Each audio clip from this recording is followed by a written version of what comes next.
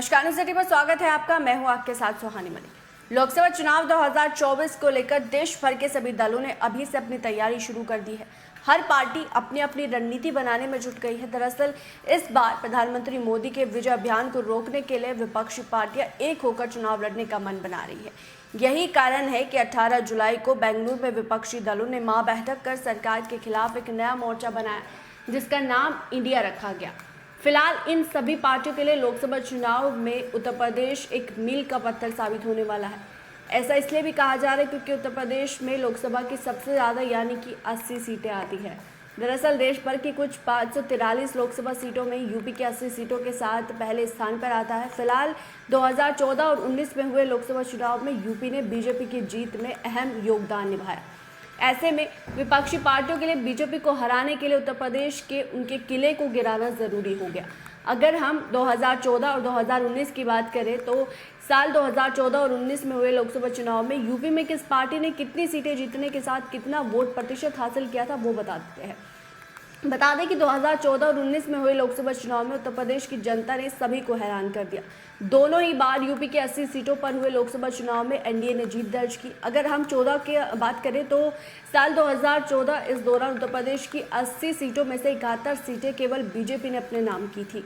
ऐसे करने के साथ ही बीजेपी ने 43 वोट प्रतिशत शेयर हासिल किया था। कुल वोट प्रतिशत का मात्र 1% वोट हासिल कर अपना दल को 2 सीटों पर जीत मिली थी। प्रदेश में अपना दबदबा रखने वाली समाजवादी पार्टी को 22% वोट के साथ 5 सीटें मिली थी। वहीं 8% वोट के साथ कांग्रेस को सिर्फ 2 ही सीट पर जीत हासिल हुई। आरएलडी को 1% वोट मिला और उसका खाता तक नहीं खुला। साल 2014 मायावती की पार्टी बसपा के लिए सबसे बुरा रहा। उस समय की राष्ट्रीय पार्टी के रूप में पहचान रखने वाली बसपा 20% वोट पाकर भी 1 सीट जीतने को तरस गई। अगर 2019 की बात करें तो 2019 में फिर से इतिहास ने खुद को दोहराया। 19 में हुए लोकसभा चुनाव में बीजेपी को कुछ सीटों का नुकसान हुआ, वहीं बसपा अपनी साख बचाती नजर आई।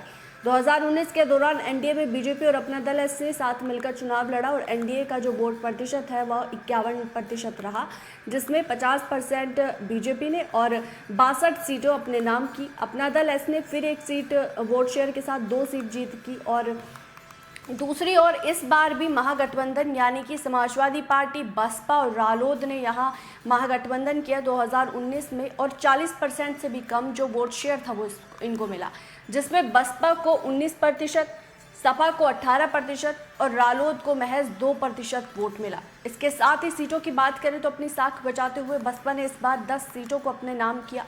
सपा पिछली बार ही की तरह 5 सीटों पर चुनाव जीत हासिल कर पाई।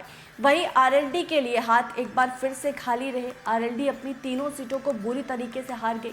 अब बता दें कि अब कांग्रेस की अगर बात करें तो 2019 के चुनाव में कांग्रेस के लिए सबसे ज़्यादा शर्मनाक रहा। यहाँ 6% वोट शेयर के साथ उन्हें सिर्फ 1 सीट पर जीत मिली। उत्तर प्रदेश में कांग्रेस का गढ़ माने जाने वाली रायबरेली सीट पर सोनिया गांधी ने जीत दर्ज की। वहीं लंबे समय से अमेठी सीट से सांसद बने रहे राहुल गांधी को यूपी में हार के मुंह का देखना पड़ा। उसके बाद अब 24 में देखने वाली बात होगी कि 24 में एक बार फिर से इंडिया गठबंधन से यूपी में रालोद, सपा और कांग्रेस आते हैं। हालांकि इस बार बसपा दोनों ही गठबंधन से दूरी बनाए हुए हैं, ना वो बीजेपी के साथ गठबंधन में है और ना ही सपा गठबंधन में। अब देखना होगा कि क्या इतिहास खुद को दोहराएगा या फिर इस बार एक नया इतिहास लिखा जाएगा। बहरहाल इस रिपोर्ट पर आपकी क्या राय है, आप क्या समझते हैं, वो ज़रूर कमेंट बॉक्स में बताएगा। मेरे साथ फिलहाल इतना ही, मुझे दीजिए इजाज़त। नमस्कार।